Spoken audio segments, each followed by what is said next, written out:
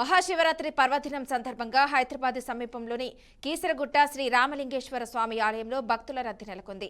విశిష్ట పురాణ ప్రాధాన్యం కలిగిన ఈ క్షేత్రంలో శ్రీరాముడు ప్రతిష్ఠించిన ఆత్మలింగం ప్రత్యేకతగా నిలుస్తుంది. ఇక పురాణ కథనం ప్రకారం కాశీ నుంచి 101 శివలింగాలతో వచ్చిన ఆంజనేయుడు ఆలస్యంగా చేరుకోవడంతో అవి కొండపై అక్కడక్కడ ప్రతిష్ఠించబడ్డాయని చెప్తారు. అందుకే భక్తులు ముందుగా ఆంజనేయ స్వామిని దర్శించుకుని 101 శివలింగాలను దర్శించుకుని అనంతరం శ్రీ రామలింగేశ్వర స్వామి వారిని దర్శించుకోవడం ఆనవాయితీగా కొనసాగుతుంది. మహాశివరాత్రి సందర్భంగా వేలాది మంది భక్తులు పూజలు అభిషేకాలు నిర్వహిస్తూ స్వామివారి ఆశీస్సులు పొందుతున్నారు. ఇక ఇదే విషయానికి సంబంధించి పూర్తి సమాచారాన్ని మా ప్రతినిధి ఇందు అందిస్తారు. ఇందు చెప్పండి. నమస్తే, బీఆర్కే న్యూస్ కి స్వాగతం. ముందుగా బీఆర్కే న్యూస్ ప్రేక్షకులందరికీ మహాశివరాత్రి పండుగ శుభాకాంక్షలు. ముందుగా మనకు హైదరాబాద్ లో మహాశివరాత్రి అనగానే గుర్తుకొచ్చేది కీసరగుట్ట.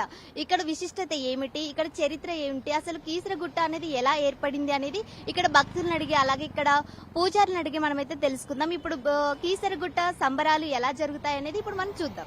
ఇప్పుడు మనం చూసుకున్నట్లయితే కీసరగుట్టలో లైన్ లో భక్తులు అయితే వేచి ఉన్నారు. వాళ్ళకి ఎంత టైం పడుతుంది, ఎప్పుడు వచ్చారు, ఇక్కడ విశేషాలు ఏంటని వాళ్ళ మాటలు అడిగి మనం తెలుసుకుందాం. నమస్తే సార్. నమస్తే అండి, చెప్పండి. ఎప్పుడు వచ్చారు? జస్ట్ ఇప్పుడే 5 నిమిషాలు అవుతుందండి వచ్చి. అంతే, ఇప్పుడు ఏఎస్రావు దగ్గర నుంచి వచ్చాము. ఇప్పుడే 5 మినిట్స్ అవుతుంది. ఎంత దర్శనం అవుతుందో తెలియదు, ఎంత టైం పడుతుంది ఏంటి అనేది. మనకి ఇప్పుడు సేవ చేయడానికి వచ్చాము. ఇప్పుడు ఏర్పాట్లన్నీ ఎలా జరుగుతున్నాయి? ఏర్పాట్లు మేము ఇప్పుడే వచ్చాము. పైన ఎట్లా కింద అయితే బాగానే ఉన్నది, పైన మరి ఎలా ఉందో మనకి ఇంకా తెలియదు.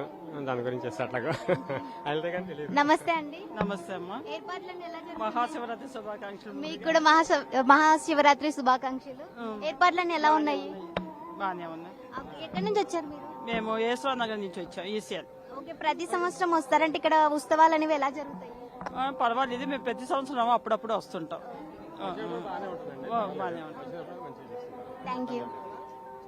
చూసారు కదా, కీసరగుట్టలో అయితే మనం చూసుకున్నట్లయితే భక్తులు చాలా మంది ఉన్నారు. అసలు వెళ్ళడానికి మాత్రం దారిలేదు, లక్షల్లో వస్తున్నారు. మీరు ఈ క్రౌడ్ చూసుకున్నట్లయితే చాలా ఎక్కువ మంది ఉన్నారు, చూసేయండి. ఓం నమ శివాయ. ఓం నమ శివాయ. హర హర మహాదేవ. కీసరగుట్ట గురించి అండి, ఇది స్వయంభూ రాముల వారు ప్రతిష్ఠించిన స్వయంభూ లింగం. ఇది అక్కడ రాముల వారు అరణ్యవాసం చేసుకుని వస్తుంటే ఇక్కడ స్వామివారు పూజ వేలైందని చెప్పి స్వయంభూ ప్రతిష్ఠించిన లింగం అన్నమాట. ఇక్కడ హనుమంతుల వారిని కాశీకి పంపిస్తే రావడం లేట్ అవుతుంది. అక్కడ బయట ఉన్న శివలింగాలు ఉన్నాయి కదా, అవన్నీ స్వామివారు ప్రతిష్ఠించినాయి అన్నమాట. నమస్తే స్వామి, మహాశివరాత్రి శుభాకాంక్షలు. మీకు కూడా అమ్మా. ఇక్కడ పూజ ఏర్పాట్లను ఎలా జరిగాయి, అంటే ఏ లింగంకి ఎలాంటి ప్రత్యేకతలు ఉన్నాయనేసి మా బీఆర్కే న్యూస్ కి కొంచెం చెప్తారా? తప్పకుండా అమ్మా. ఇక్కడ స్వామివారు సుముఖంగా వెళ్తున్నారు. హైదరాబాద్ దగ్గరలో మనకు 25 కిలోమీటర్ల దూరంలో ఉన్నారు. ఇవాళ మహాశివరాత్రి పర్వదినం సందర్భంగా ఉదయం 3 గంటల నుంచి స్వామివారికి మహాన్యాసపూర్వక రుద్రాభిషేకాలు, విశేషంగా పూజా కార్యక్రమాలు చేస్తా ఉన్నాం. అట్లాగే వెనకాల యాగశాలలో కూడా అద్భుతమైన రుద్రయాగ కార్యక్రమాలు కూడా చేస్తా ఉన్నాం. స్వామివారికి మధ్యరాత్రిలో రాత్రి అంటే శివరాత్రి కనుక లింగోద్భవ కాలంలో స్వామివారికి విశేష పూజా కార్యక్రమాలు చేస్తూ ఉంటామమ్మా. ఆ తర్వాత ఈరోజు మొత్తం దేవాలయం కూడా మూసివేయడం అంటూ ఉండదు. ఈరోజు మొత్తం దేవాలయం తెరిచే ఉంటుంది. రేపు రాత్రి స్వామివారికి రథోత్సవం అవుతుంది. ఆ విమాన రథోత్సవం అయిపోయిన తర్వాత స్వామివారి దేవాలయం మూసివేస్తాము. కనుక ఇట్లా భక్తుల కొంగు బంగారమై స్వామివారు ఉన్నారు కనుక భక్తులంతా కూడా తండోబద్ధంగా ఇక్కడికి వచ్చి స్వామివారిని దర్శిస్తూ తరిస్తూ ఉంటారమ్మా. ఇప్పటి వరకు ఎన్ని అర్చనలు, అంటే ఇంతమంది భక్తులు వచ్చారు కదా, వాళ్ళకి ఎటువంటి ఇబ్బందులు కలగకుండా ఏర్పాట్లు అనేది ఎలా జరుగుతున్నాయి స్వామి? అమ్మ, ఏర్పాట్లన్నీ బ్రహ్మాండంగా చదువుతున్నాయమ్మా. భక్తులు కూడా చాలా సంతోషపడుతూ ఉన్నారు. అద్భుతమైనటువంటి దర్శనం జరుగుతుంది, చాలా సంతోషపడుతుంది. ఇప్పుడు కూడా ఒక 50,000 నుంచి 1,00,000 మంది దాకా కూడా అభిషేకం జరిగింది. ఇప్పుడు తర్వాత ఇంకా కూడా 1,00,000 మంది దాకా వచ్చే అవకాశం ఉందమ్మా. నమస్తే సార్, మహాశివరాత్రి శుభాకాంక్షలు. సో అందరికి కూడా మహాశివరాత్రి శుభాకాంక్షలు. సో నేను రెగ్యులర్గా ఇక్కడికి వస్తూ ఉంటాను, కానీ మల్కాజ్గిరి మున్సిపల్ కార్పొరేషన్ ఏర్పడిన తర్వాత ఇది మొదటిసారి దర్శించుకోవడము.